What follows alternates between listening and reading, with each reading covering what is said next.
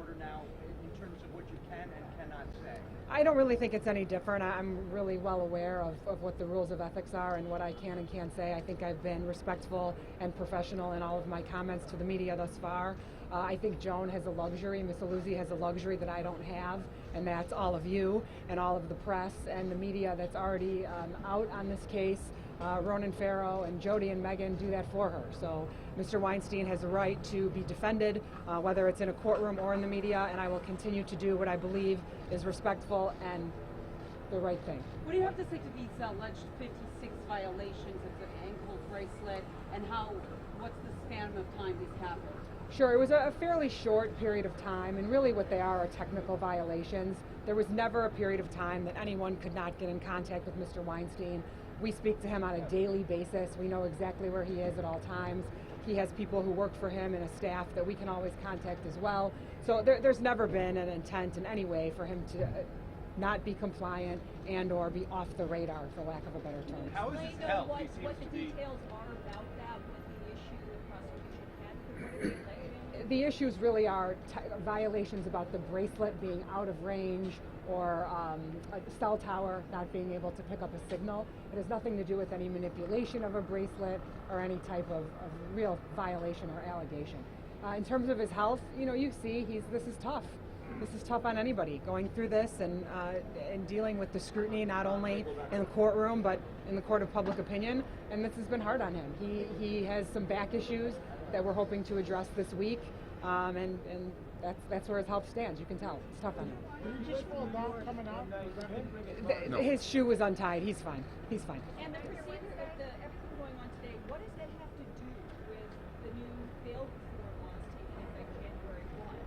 Well, that's why we're here. We're here because the laws are changing, and so the judge has to make different considerations on the record than have been done in the past. But this new amount proposed has it to do? The government presented or is asking for new amounts, but we don't believe that those are going to change. But we'll be back on Wednesday to determine that. But does that have anything to do with the new Why reform? was that? The amounts, or? No, I think that all defendants have to be brought in to be advised of sort of the new bail conditions. The state used this as an opportunity to ask for an increase in bail, and that's why we objected to that. That's what happened. We would have been here anyway, and once that came about, the state said, well, we're going to ask to increase his bond. So that's how we look at it. In your view, this new law has nothing to do with his case? No. This law, actually, it's really for people that are not like Mr. Weinstein.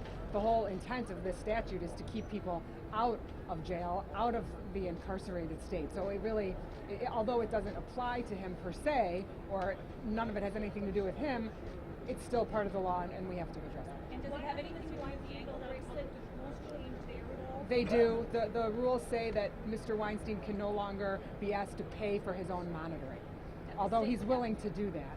Why hasn't he disclosed the financial disclosure? We were never asked. The first time we received it was in court today. Why didn't Where Mr. has it Weinstein been go to the flying in this without private his jet? ankle monitor? He didn't go without his ankle monitor. His ankle monitor has never been off of his ankle. There's a separate device that he forgot, and the minute he realized he forgot it, he made a phone call. I leave my phone at home all the time. In a private jet. He went to Los Angeles, which he's allowed to do, and we presented the government with all the information of where he was, when he was leaving, his flight itinerary, and he's able to do that. Was that once? It was once.